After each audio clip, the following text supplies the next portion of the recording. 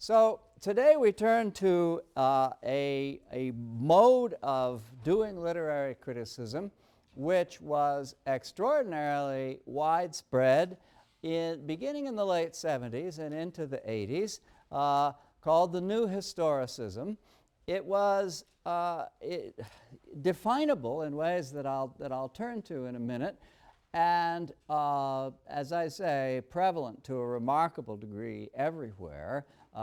It began probably at the University of California at Berkeley under the auspices in part of Stephen Greenblatt, whose brief essay you've read for today. Greenblatt and others founded a journal, still one of the most important and influential journals in the field of literary study, called Representations. Always has been, still is, an organ for new historicist thought. It's a movement which began primarily preoccupied with the early modern period, the so-called Renaissance. The New Historicism is in effect responsible for the replacement of the term Renaissance with the term early modern. And its influence, however, quickly did extend to other fields. Some fields perhaps more than others. It would be, I think, probably worth a lecture that I'm not going to give to explain why certain fields somehow or another seem to lend themselves more readily to new historicist approaches than others. I think it's fair to say that in addition to the early modern period, the three fields that have been most influenced by the new historicism are the 18th century, British Romanticism, and Americanist studies from the late colonial through the Republican period, the emergence of print culture, the emergence of the public sphere as a medium of influence and the distribution of knowledge in the United States has been very fruitfully studied from new historicist points of view. So those are the fields that are most directly influenced by this approach. When you read it, when we discuss Jerome McGann's essay, you'll see how it influences romantic studies. Now, the new historicism was, and this probably accounts for its remarkable popularity and influence in the period roughly from the late 70s through the early 90s.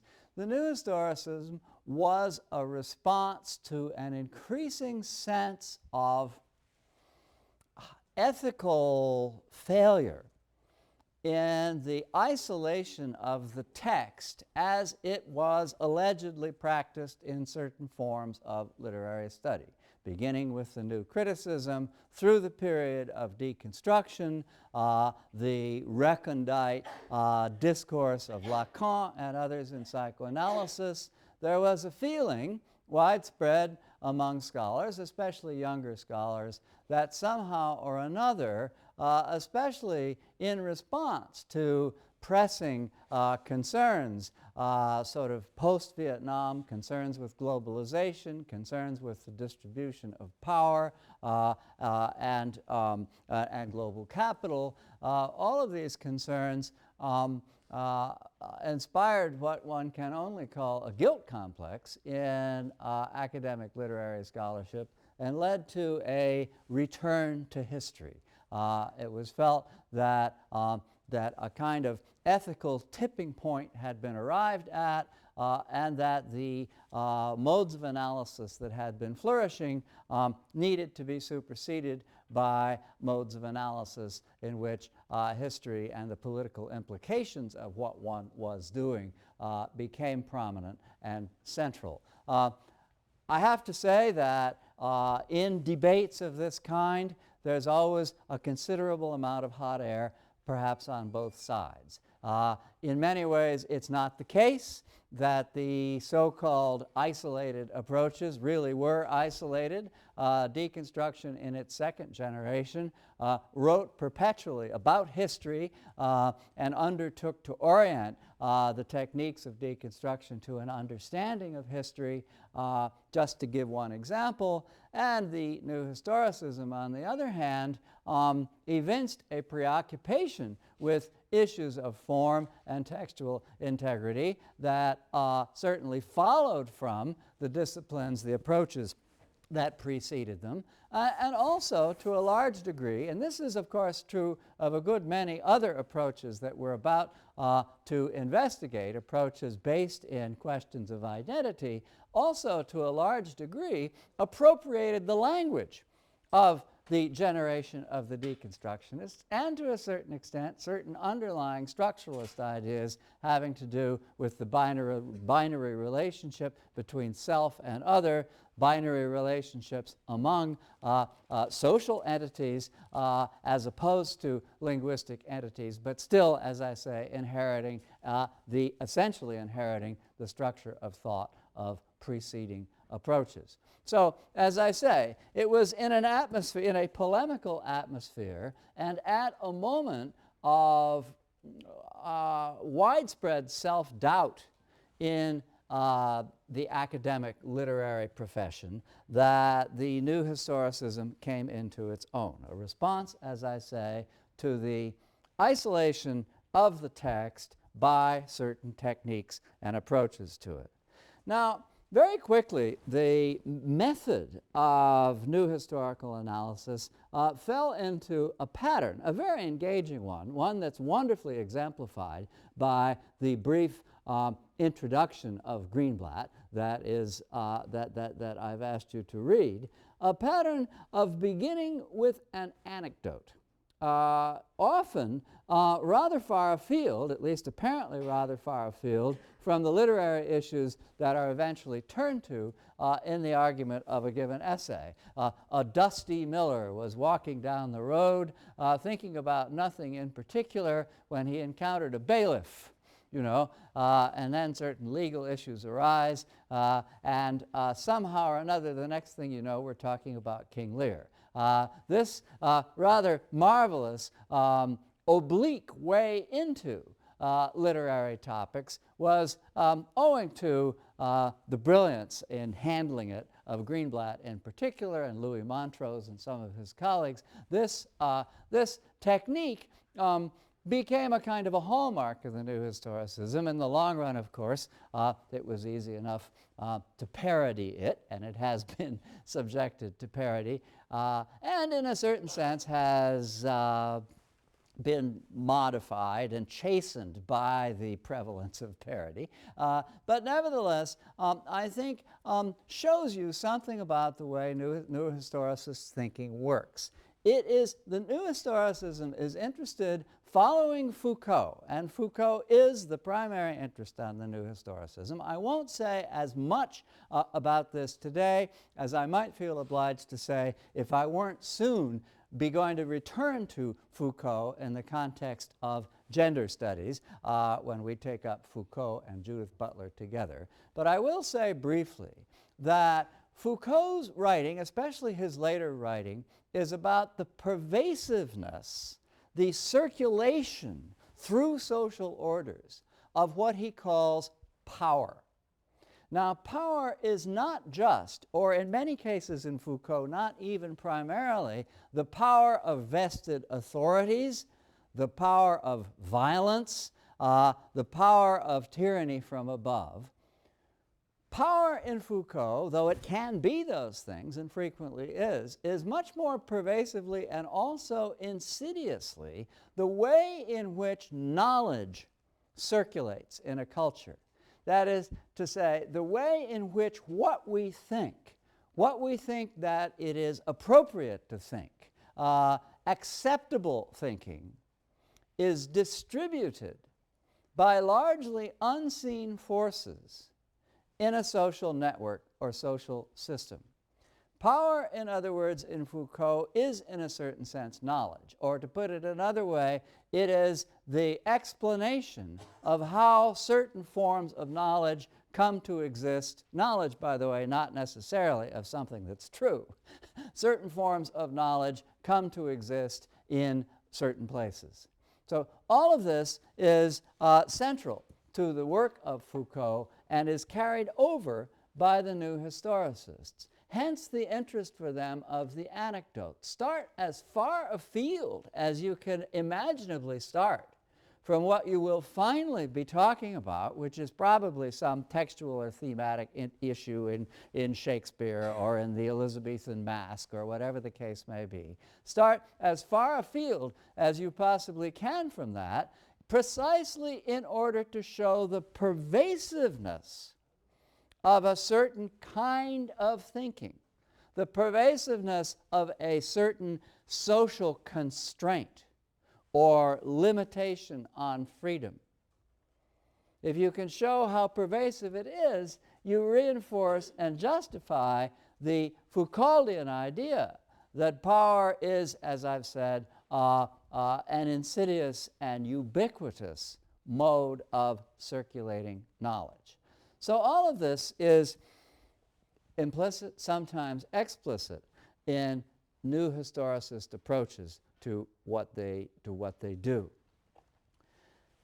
So, as I've said, Foucault is the crucial antecedent, and of course, when it's a question of Foucault, literature, as we want to conceive of it perhaps generically or as a particular kind of utterance as opposed to other kinds, does tend to collapse back into the broader or more general notion of discourse.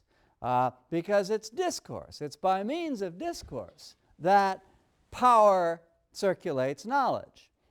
Once again, you know, despite the fact that historicism wants to return us to the real world, it nevertheless acknowledges that that return is language bound. It is by means of language that the real world shapes itself. That's why, for the new historicist, and we will, and by this means, I'll turn in a moment to the marvelous anecdote with which Greenblatt begins the brief essay that I've asked you to read. That's why the new historicist lays such intense emphasis on the idea that the relationship between discourse, call it literature if you like, you might as well, the relationship between history and discourse is reciprocal. Yes, history conditions what literature can say in a given epoch. History is an important way of understanding the valency of certain kinds of utterance at certain kinds. In other words, history is, as it's traditionally thought to be by the old historicism, and I'll get to that in a minute, history is a background to discourse or literature. But by the same token, there is an agency, that is to say, a capacity to circulate power in discourse in turn. Call it literature. I am Richard II. Know you not that? Says Queen Elizabeth, when at the time of the threatened Essex uprising, she gets wind of the fact that Richard II is being performed, as she believes, in the public streets and in private houses. In other words, wherever there's sedition, wherever there are people who want to overthrow her and replace her with the Earl of Essex, the pretender to the throne, Richard II is being performed. Well, now this is terrifying to Queen Elizabeth because she knows, she's a supporter of the theater, she knows that Richard II is about a king who has many virtues, but a certain weakness, political weakness and also weakness of temperament, the kind of weakness that makes him, you know, sit upon the ground and tell sad tales about the death of kings, you know, that kind of weakness, who is then usurped by Bolingbroke, who became Henry IV, introducing a whole new dynasty and focus of the royal family in England. Queen Elizabeth says they're staging this play because they're trying to compare me with Richard II in preparation for deposing me. And who knows what else they might do to me. So everything, you know, this is a matter of great concern. In other words, literature, I mean, Frederick Jameson says history hurts. Literature hurts too. Literature, in other words, has a discursive agency that affects history every bit as much as history affects literature. Literature out there, theater, especially if it escapes the confines of the playhouse, because, as Greenblatt argues, the playhouse has a certain mediatory effect which diffuses the possibilities of sedition. One views literary representation in the playhouse with a certain objectivity, perhaps, that is absent altogether when interested parties take up the same text and stage it precisely for the purpose of fomenting rebellion.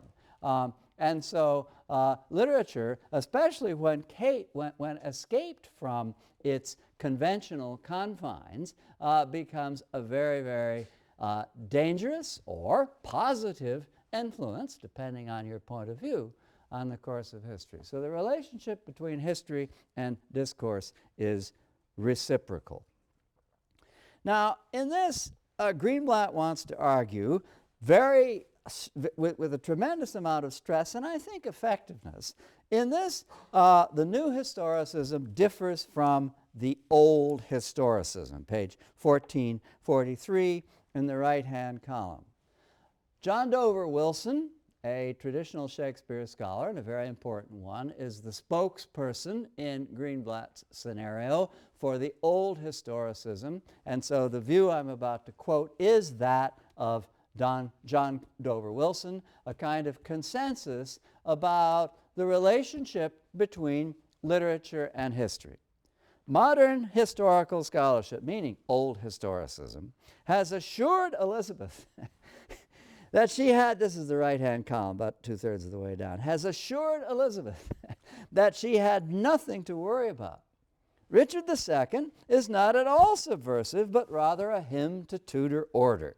The play, far from encouraging thoughts of rebellion, regards the deposition of the legitimate king as a sacrilegious act that drags the country down into an abyss of chaos. That Shakespeare and his audience regarded Bolingbroke as a usurper, declares John Dover Wilson, is incontestable. But in 1601, neither Queen Elizabeth nor the Earl of Essex were so sure. Greenblatt wins. I mean, it's a wonderful example. It's the genius of Greenblatt to choose examples that are so telling and so incontrovertible. We know Queen Elizabeth was scared on this occasion, which makes it quite simply the case that John Dover Wilson was wrong to suppose that Richard II was no threat to her. It's not at all the point that a broad ideological view of Richard II was any different from what Wilson said it was. Perfectly true. Bolingbroke was considered a usurper. It was considered tragic that Richard II was deposed. But that doesn't mean that the text can't be taken over, commandeered, and made subversive. Wilson doesn't acknowledge this because his view of the relationship between history and literature is only that history influences literature, not that the influence can be reciprocal. You see, that's how it is that the new historicism wants to define itself over and against the old historicism. If there is a political or ideological consensus about a legitimacy of monarchy, divine right of kings, legitimacy of succession under the sanction of the Church of England, and all the rest of it, all of which is anachronistic when you're thinking about these history plays. If there is this broad consensus, that's it. That's what the play means, according to the old historicism. Even though, plainly, you can take the plot of the play and completely invert those values, which is what the Essex faction does in staging it in those places where Queen Elizabeth suspects that it's being staged. Okay, now another way in which the old historicism and the new historicism differ, correctly I think, according to Greenblatt, is that in the old historicism there is no question, I'm looking at page 1444, the right-hand column about 1/3 of the way down. In the old historicism there's no question of the the role of the historian's own subjectivity. It is not thought, says Greenblatt, to be the product of the historian's interpretation. History is just what is. One views it objectively, and that's that. Now, notice here that we're back with Gadamer. Remember that this was Gadamer's accusation of historicism. Its belief, the belief of historicism, what Greenblatt calls the old historicism, that we can bracket out our own historical horizon, that we can eliminate all of our own historical prejudices in order to understand the past objectively in and for itself. This is not the case, said Gadamer, remember. Gadamer said that interpretation must necessarily involve the merger of horizons, the horizon of the other and my own horizon as an interpreter. I cannot bracket out my own subjectivity. Okay, if that's the case, then Gadamer anticipates Greenblatt in saying that the naivety of the old historicism is its supposition that it has no vested interest in what it's talking about. That is to say, its supposition that it wants history to accord in one way or another with its own preconceptions, but isn't aware of it. The anecdote, again, wonderfully placed in the polemical argument that, after all, John Dover Wilson delivered himself of these opinions about Richard II before a group of scholars in Germany in 1939 is, after all, rather interesting. Hitler is about to be the Bolingbroke of Germany. John Dover Wilson wants his audience to say, hey, wait a minute, stick with vested authority. You have a weak democracy, but it is a democracy. Don't let it get away from you. And so he is speaking, the horse already having escaped from the barn, in this reassuring way about German politics as a means of sort of reinforcing his own view of the politics of Elizabethan England. But this, Greenblatt supposes, is something about which he has very little self-consciousness. That is to say, his own interest, as of course it should be on this occasion, is in the preservation of vested authority. And his own interest then folds back into his understanding of Elizabethan ideology in such a way that it can conform to that interest. He has, in other words, in short, as we say today, a hidden agenda, and is very little aware of it. Unlike the new historicist who, following Gadamer in this respect, is fully cognizant of the subjective investment that leads to a choice of interest in materials, a way of thinking about those materials, and a means of bringing them to life for us today and into focus. In other words, it's okay for Greenblatt, as it was for Gadamer, much to the horror of E.D. Hirsch, to find the significance of a text as opposed to the meaning of a text. The significance of the text is that it has certain kinds of power invested in it. Those kinds of power are still of interest to us today, still of relevance to what's going on in our own world. All of this is taken up openly as a matter of self-consciousness by the new historicists in ways that, according to Greenblatt and his colleagues, were not available consciously in the older historicism.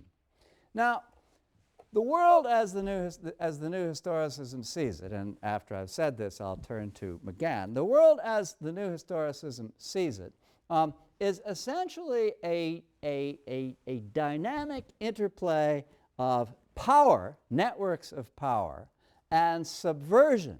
That is to say, modes of challenging those networks, even within the authoritative texts that generate positions of power. The Elizabethan masque, for example, which stages the relation of court to courtier to visitor to hanger-on in wonderfully orchestrated ways is a means, because it's kind of polyvocal, is a means of containing within its structure elements of subversion, according to the argument that's made about these things. It's the same with court ritual itself, the same with the happenstance that takes place once a year in early modern England, in which the Lord of Misrule is so denominated, and ordinary authority is turned on its ear for one day. Queen for a day, as it were, is something that is available to any citizen once a year. And these are all ways of diffusing what they, in fact, bring into visibility and consciousness, namely the existence, perhaps the inevitable existence, of subversion with respect to structures and circulatory systems of power. And it's this relationship between power and subversion that the new historicism, especially in taking up issues of the early modern period, tends to focus and to specialize in. Now, Jerome McGann it's not wholly clear that Jerome McGann has ever really thought of himself as a new historicist. He has been so designated by others, but I think there is one rather important difference in emphasis, at least, between what he's doing and what Greenblatt and his colleagues do in the early modern period. McGann doesn't really so much stress the reciprocity of history and discourse. He is interested in the presence of history, the presence of immediate social and also personal circumstances in the history of a text. His primary concern is with, at least in this essay, is with textual scholarship. He himself is the editor of the new standard works of Byron. He has also done a standard works of Swinburne, and he has been a vocal and colorful spokesperson of a certain point of view within the recondite debates of textual scholarship, whether textual scholarship ought to produce a text that's an amalgam of a variety of available manuscripts and printed texts, whether the text it produces ought to be the last and best thoughts of the author. That's the position that McGann seems to be taking in this essay. Whether the text, on the contrary, ought to be, the first burst of inspiration of the author. All the people who prefer the earliest versions of Wordsworth's Prelude, for example, would favor that point of view. In other words, McGann is making a contribution here, at least, to the debates surrounding editing and the production of authoritative scholarly texts. It's in that context that the remarks he's making about Keats have to be understood.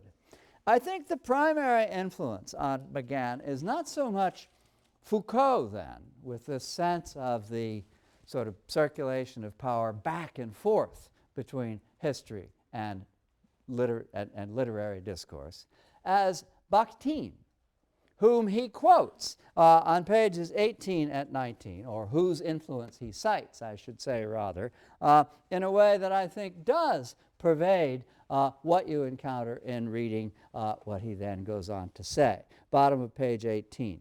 What follows, says McGann, is a summary and extrapolation of certain key ideas set forth by the so-called Bakhtin school of criticism, a small group of Marxist critics from the Soviet Union who made an early attack upon formalist approaches to poetry, just as he began and as the new historicists are themselves in their turn doing. The Bakhtin school's socio-historical method approaches all language utterances, including poems, as phenomena marked with their concrete origins and history. That is to say, phenomena voiced by the material circumstances that produce them.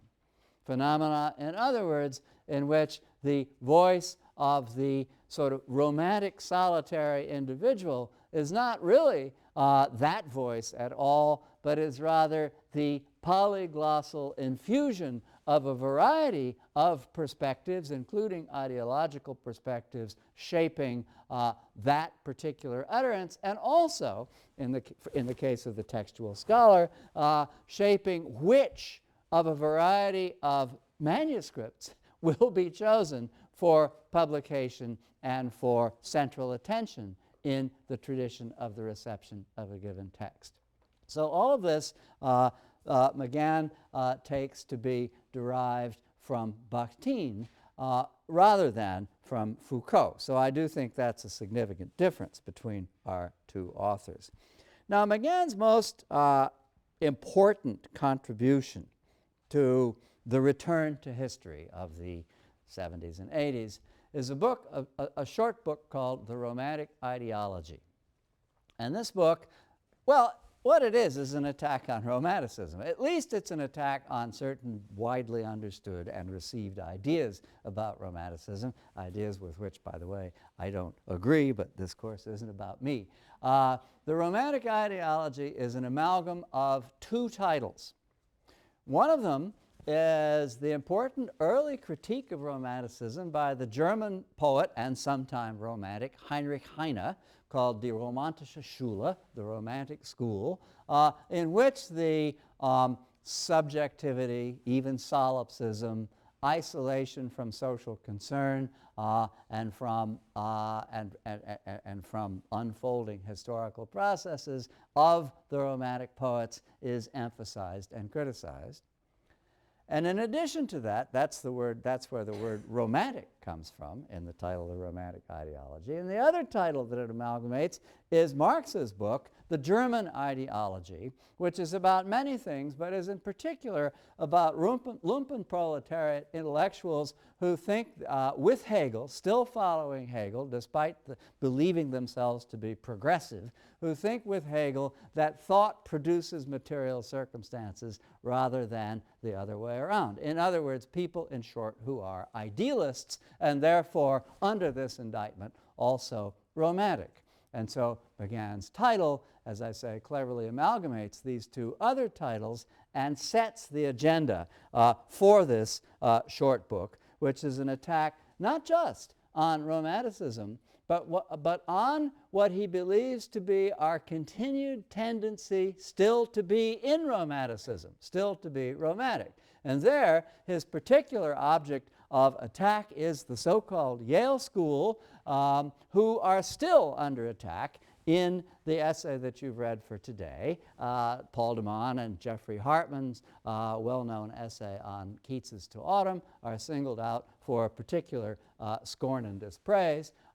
And all sort of on the grounds that, yes, it's all very well to read Romanticism, to come to understand it, even to be fascinated by it, but we can't be romantic. In other words, our reading of Romanticism, if we are to be social animals, politically engaged, invested in the world as a social community, our reading of Romanticism must necessarily be an anti-romantic critique. This is, as I say, still essentially the position taken up by Bakhtin.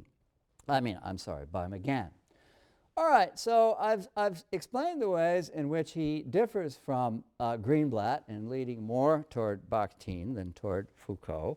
I've explained that McGann is engaged primarily in talking about issues of textual scholarship in this particular essay, that he defends Keats's last deliberate choices, that he believes the so-called indicator text of 1820 of La Belle Dame sans Merci is Keats's last deliberate choice, as opposed to the 1848 text published by Monckton Milnes in the edition of Keats's poems that he brought out at that time.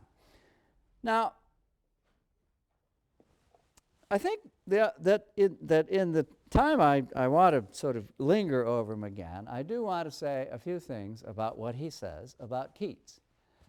I want to emphasize that his general pronouncements about the historicity of texts, about the permeation of texts by the circumstances of their production, their conditioning by ideological factors, is unimpeachable. It seems to me that this is a necessary approach, at least to have in mind, if not perhaps necessarily to emphasize in one's own work of literary scholarship. The idea that a text just falls from a tree, if anybody ever had that idea, by the way, is plainly not a tenable one. And the opposite idea that a text emerges from a complex matrix of social and historical circumstances is certainly a good one. So if one's to criticize McGann, it's not a question of criticizing his basic pronouncements. It seems to me nothing can be said really against them.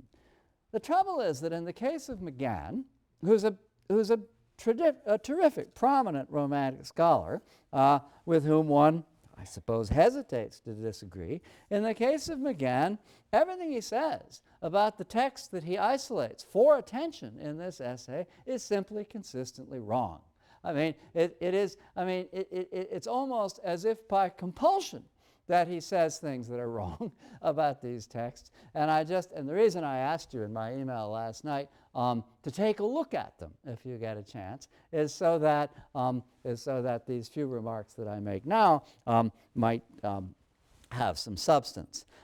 Take, for example, La Belle Dame sans merci.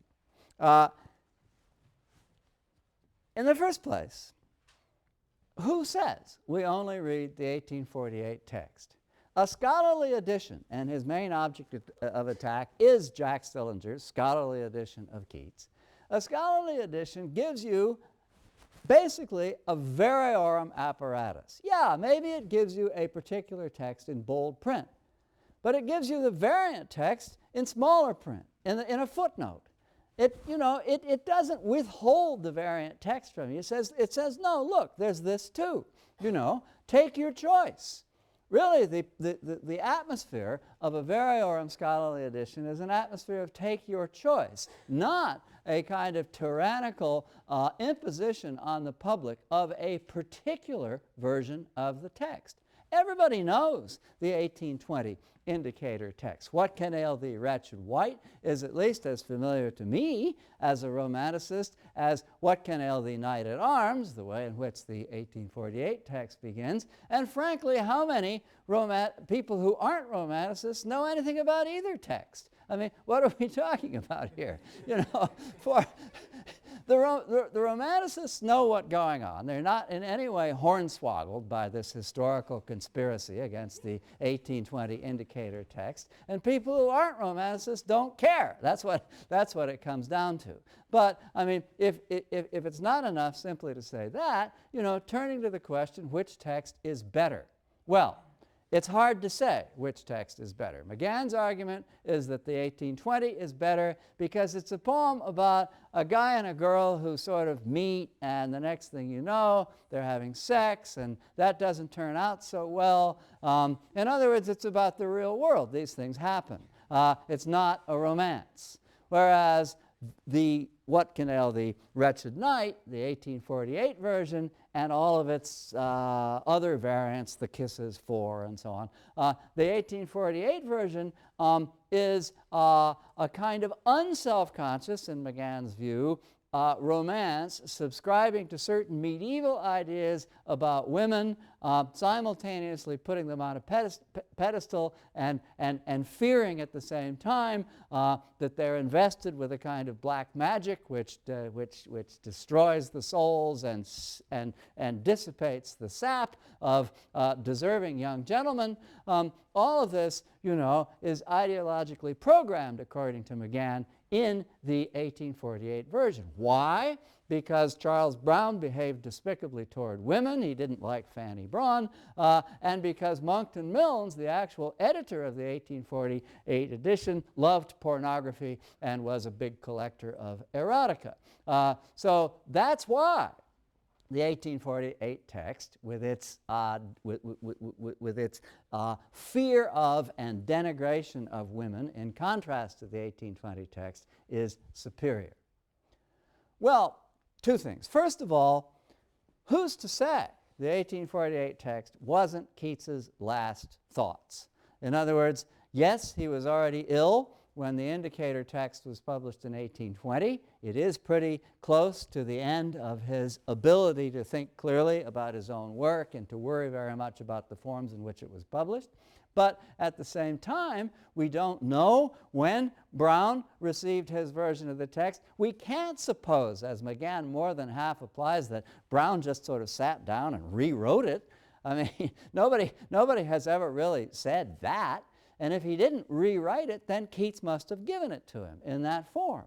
Who's to say that wasn't his last and best thoughts? Who's to say Keats didn't really want to write a poem of this kind? After all, the title, taken from a medieval ballad by Alain Chartier, La Belle Dame sans Merci, it bears out the What Can Ail Thee Knight at Arms version.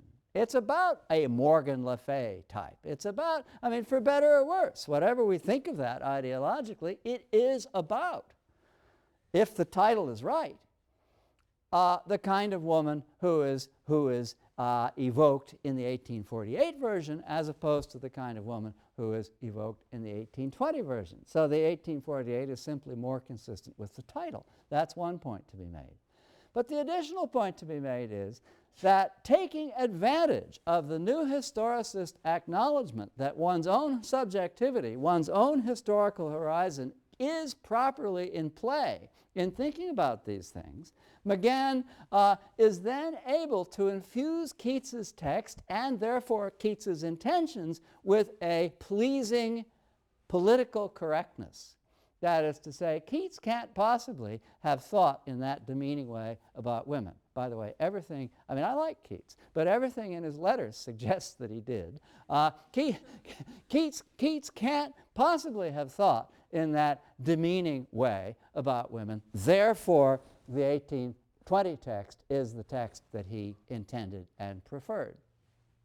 Okay, that, of course, makes Keats more consistent with our own standards and our own view of the relations between the sexes. But does it make Keats? Does it, in other words, make sense vis-a-vis the Keats whom we know and, despite his weaknesses and shortcomings, love? And so there is a great deal, in other words, to be said over against McGann's assertions about this textual issue. Not necessarily in defense of the 1848, but agnostically with respect to the two of them, saying, yeah, we better have both of them. We better put them side by side. We'd better read them together. But if by some fiat the 1820 were somehow subsequently preferred to the 1848, that would be every bit as much of an historical misfortune as the preference, insofar as it has actually existed, of the 1848 for the 1820. And so I think that's the perspective one wants to take. Now, I was going to talk about To Autumn. I'll only say about his reading of To Autumn that McGann, who doesn't seem to like the poem very much, I mean, he likes La Belle Dame sans Merci, so he makes it politically correct. He doesn't like To Autumn because he thinks that Autumn was published in collusion with Keats's conservative friends in the poems of 1820, which Bowdlerized everything he had to say of a progressive political nature, and he thinks that To Autumn is a big sellout. In other words, that 1819 happened to be a year of good harvest, and so Keats turns that year of good harvest into something permanent, into a kind of cloud cuckoo land in which, you know, the fruit falls into your basket and the fish jump into your net and everything is just perfect. Well, do you think the poem is really like that? You've read the third stanza, which McGann totally ignores, apart from where are the songs of spring, aye, where are they? In other words, he gives you the opening, but he doesn't give you any sense of the rest of the stanza. Because for him, To Autumn is all about the first stanza. For him, Keats seems to identify with the bees who think warm days will never cease, for summer has o'erbrimmed their clammy cells. Keats is like a bee. He's all into the sensuous. Well, again, just in terms of historical evidence, this is outmoded by at least 18 but by at least 18 months if we consult Keats's letters. He was like that early in his career, but he has had severe misgivings about a point of view which is represented in what he said in an early letter, "Oh, for a life of sensations rather than thoughts." That's no longer Keats's position when writing to Autumn. Keats's position when writing to Autumn is the position of a guy who has a sore throat, just as his tubercular brother did, who is increasingly afraid that he's going to die soon, and is trying to confront mortality in writing what is, in fact, and I say in fact advisedly, the most perfect lyric ever written in the English language, which is most certainly not a celebration of, sort of wandering around like an aimless bee thinking that the autumn is perfect, but that autumn is always perfect, and that warm days will never cease, and that everything is just lovely in the garden. It is not that kind of poem, and it's really a travesty of it to suppose that it is, simply on the grounds that it was published in the Poems 1820 as a kind of sellout to the establishment under the advice of Keats's conservative friends. All right, so much then for McGann's remarks on Keats, which I want to say again, in no way impugn or undermine the general validity of the claims that he's making about taking historical circumstances into account. Precisely, we need to take them into account, and we need to get them right. That's the challenge, of course, of working with historical circumstances. You have to get it right. And so with that said, let me turn quickly to a review of Tony from Bakhtin to the New Historicism. I may glide over Tony according to Jameson because we did that at the end of the last lecture. So let me go back to Bakhtin. You can see the way in which in the structure of Tony the Tow Truck, the first part of the poem is absolutely saturated with the first person singular. I do this, I do that, I like my job, I am stuck, I. Then as you read along through the text, you see that the I disappears. Or if it still appears, it's in the middle of a line rather than at the beginning of a line. In other words, the I, the subjectivity, the first person singular, the sense of having a unique voice, is gradually subsumed by the sociality of the story as it unfolds. I am no longer I, defined as a romantic individual. I am I, rather, defined as a friend. That is to say, as a person whose relation with otherness is what constitutes his identity. And in that mutuality of friendship, the first person singular disappears. What is spoken in Tone of the Tow Truck, in other words, in the long run, is not the voice of individual subjectivity, but the voice of social togetherness, the voice of otherness. According to Jauss, the important thing about Tone of the Tow Truck is that it is not the same story as The Little Engine That Could. In other words, in each generation of reception, the aesthetic standards that prevail at a given time are reconsidered and rethought, reshuffled. A new historical horizon, a new aesthetic horizon emerges, and texts are constituted in a different way. Much also, as the Russian formalists have said, only with the sense in Jauss of the historical imperative. Little Engine That Could is all about the inversion of power between the little guy and the big guy, so that the little guy helps the big guy, and that is unequivocal, showing, as in Isaiah in the Bible, that the valleys have been raised and the mountains have been made low. That's not the way Tony the Tow Truck works. The little guy himself needs help. He needs the help of another little guy. There is a reciprocity, not dialectically between little and big, but a mutual reinforcement of little by little. And that is the change in aesthetic horizon that one can witness between The Little Engine That Could and Tony the Tow Truck. In Benjamin, the important thing, as I think we've said, is the idea that the narrator is the apparatus. The humanization of the natural world, the humanization of a mechanized world through our identification with it is what takes place in Tony the Tow Truck. In other words, all these cars and trucks, all these smiling and frowning houses, of course, have as their common denominator their non-humanity.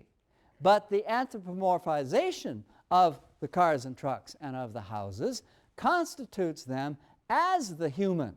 They are precisely the human. We see things, in other words, from the point of view of the apparatus. We see, just as the filmgoer sees things from the point of view of the camera, so we see Tony the Tow Truck from the point of view of the tow truck, right? And so it's all, and what happens? Just as the camera eye point of view leaves that which is seen, as Benjamin puts it, equipment free.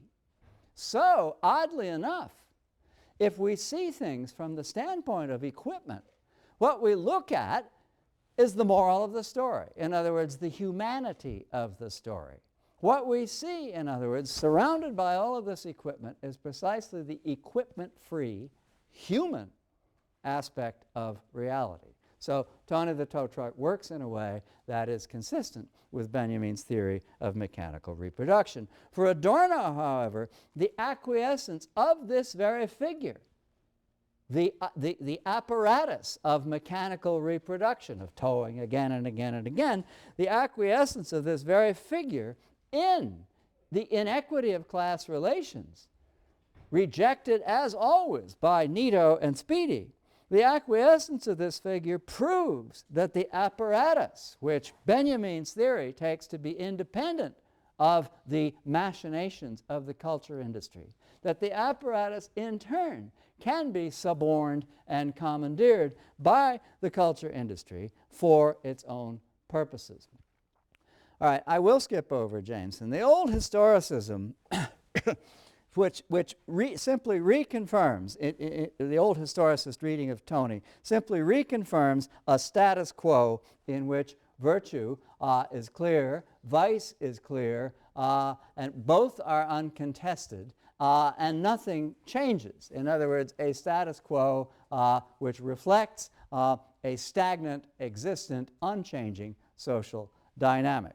The new historicism, a lot of ways of doing this, but let me just conclude by suggesting that if literature influences history, Tony the Tow Truck might well explain why today we're promoting fuel-efficient cars, why the attack on the gas guzzler and the SUV or minivan, I am too busy, why the attack on these vehicles is so prevalent in the story, and why, if we read today's headlines, we need to get rid of the Humvee if GM is to prosper, and we need to downsize and streamline the available models. The little guy, Tony and Bumpy, reaffirm the need for fuel-efficient, smaller vehicles, and you can plainly see that Tony the Tow Truck is therefore a discourse that produces history. All of this, according to the prescription of Tony,